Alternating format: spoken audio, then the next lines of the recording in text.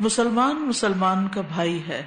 عبداللہ بن عمر رضی اللہ عنہما سے روایت ہے کہ رسول اللہ صلی اللہ علیہ وسلم نے فرمایا، ہر مسلمان دوسرے مسلمان کا بھائی ہے، وہ اس پر ظلم نہیں کرتا، نہ ہی اسے کسی دوسرے کے حوالے کرتا ہے، اور جو شخص اپنے بھائی کی ضرورت پوری کرنے میں لگا ہوتا ہے، اللہ اس کی ضرورت پوری کرنے میں لگا ہوتا ہے۔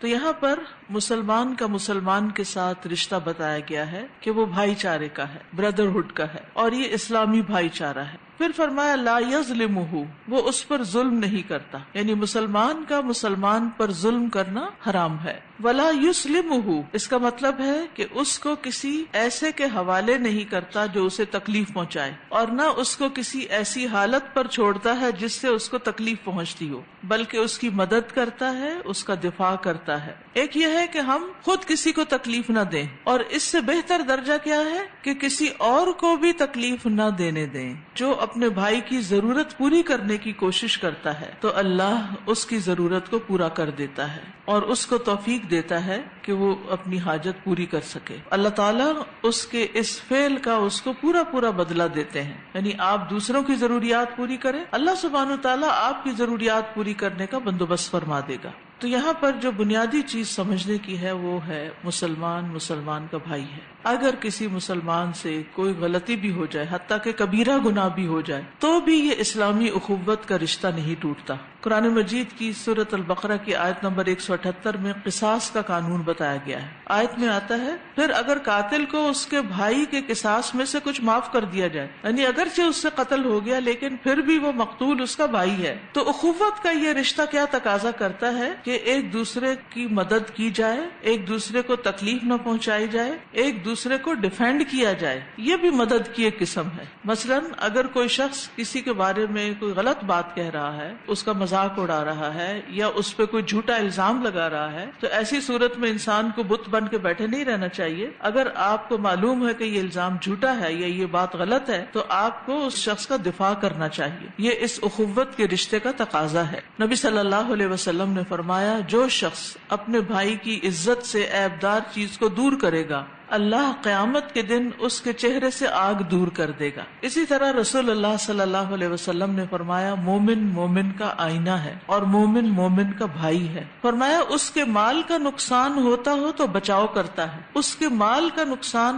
نہیں ہونے دیتا، سامنے بھی اور پیچھے بھی۔ چوری نہیں کرتا، غصب نہیں کرتا، اس کا حق نہیں مارتا، اس کے املاک کی حفاظت کرتا ہے، اس کی غیر موجودگی میں اس کی حفاظت کرتا ہے، یعنی اس کی عزت کی حفاظت کرتا ہے۔ تو ہمیں نہ صرف یہ کہ دوسروں کے سامنے ان کے ساتھ اچھا برتاؤ کرنا چاہیے، بلکہ ان کی غیر موجودگی میں بھی ان کی عزت کی، ان کے ناموس کی، ان کے مال، املاک، اولاد، ہر چیز کی حفاظت کرنی چاہیے۔ اور یہ اللہ کی مدد پانے کا بہترین نسخہ ہے۔ رسول اللہ صلی اللہ علیہ وسلم نے فرمایا، اللہ تعالیٰ مسلسل اس بندے کی مدد میں رہتے ہیں جب تک وہ اپنے بھائی کی مدد میں رہتا ہے۔ کسی کی مدد کے لیے جانا، کوشش کرنا، اعتکاف میں بیٹھنے سے بھی زیادہ محبوب عمل ہے۔ رسول اللہ صلی اللہ علیہ وسلم نے فرمایا، مجھے اپنے کسی بھائی کی ضرورت پوری کرنے کے لیے اس کے ساتھ چلنا اس مسجد یعنی مدینہ کی مسجد میں 1 ماہ کے اعتکاف سے زیادہ محبوب ہے۔ تو اگر ثواب ہی کمانا ہے تو ہمارے دائیں بائیں آگے پیچھے بہت سے ایسے مواقع ہوتے ہیں جب ہم کسی کی مدد کر کے یہی ثواب کما سکتے ہیں، اور یہ کسی پر احسان نہیں ہوتا بلکہ یہ اپنے اوپر ہی احسان ہوتا ہے۔ اگر کوئی چاہتا ہو کہ اللہ سبحانہ تعالیٰ اس کی مدد کرے تو اسے چاہیے کہ وہ دوسروں کی مدد میں لگ جائے۔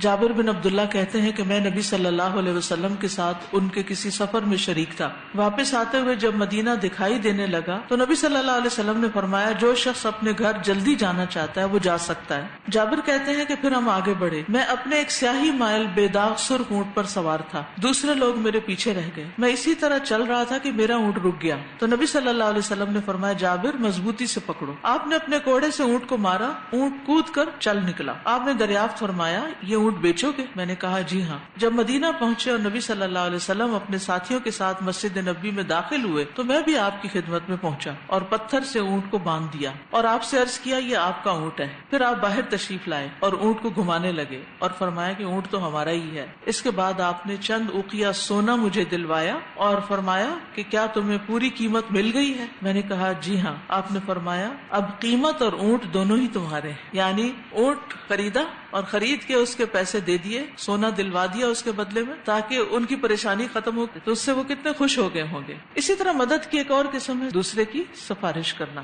نبی صلی اللہ علیہ وسلم کے پاس جب کوئی مانگنے والا آتا یا آپ کے سامنے کوئی حاجت پیش کی جاتی تو آپ صحابہ سے فرماتے کہ تم سفارش کرو، اس کا ثواب پاؤ گے، یعنی تمہارا بھی حصہ پڑ جائے گا۔ اسی طرح مثلاً اگر آپ کو کوئی صدقہ کرنا ہے یا آپ کو کوئی پیمنٹ کرنی ہے، ایک یہ کہ آپ اپنے ہاتھ سے کر دیں، اور ایک یہ ہے کہ آپ اپنے کسی بچے کو دیں، کسی اور کو دیں کہ چلو یہ تم پے کرو، تو وہ جو اس کا بھی ہاتھ لگ جائے گا تو اس کا بھی حصہ پڑ جائے گا۔ اسی طرح ایک واقعہ ملتا ہے احادیث کی کتب میں کہ ایک آدمی زمین میں ایک صحرائی ٹکڑے پر کھڑا تھا، اس نے بادلوں میں ایک آواز سنی کہ فلاں شخص کے باغ کو سیراب کرو، تو وہ اس آواز پر اس بادل کے پیچھے چل پڑا، یعنی بادل جدھر کو جا رہا تھا وہ پیچھے جا رہا، وہ بادل جا کے ایک پتھریلی زمین پہ برس پڑا، وہاں سے وہ پانی بہاؤ والی ندیوں سے گزرتا ہوا ایک ندی میں جمع ہوا، وہ آدمی پانی کے پیچھے چلتا گیا کہ یہ پانی کہاں جاتا ہے، تو وہ پانی ایک آدمی کے پاس پہنچا جو باغ میں کھڑا کدال سے پانی کا رخ پھیر رہا تھا، تو اس نے کہا اللہ کے بندے تمہارا کیا نام ہے؟ تو اس نے اپنا نام بتایا تو وہ وہی نام تھا جو اس نے بادل میں سنا تھا۔ اس نے کہا کہ اللہ کے بندے تم میرا نام کیوں پوچھ رہے ہیں؟ اس نے کہا کہ میں نے بادل سے ایک آواز سنی تھی جس کا یہ پانی ہے، یعنی جس بادل کا یہ پانی برس کے تمہارے پاس پہنچا ہے، اسی میں سے میں نے آواز سنی کہ فلاں شخص کے باغ کو سیراب کرو، تو مجھے بتاؤ کہ تم کیا عمل کرتے ہو جس کی وجہ سے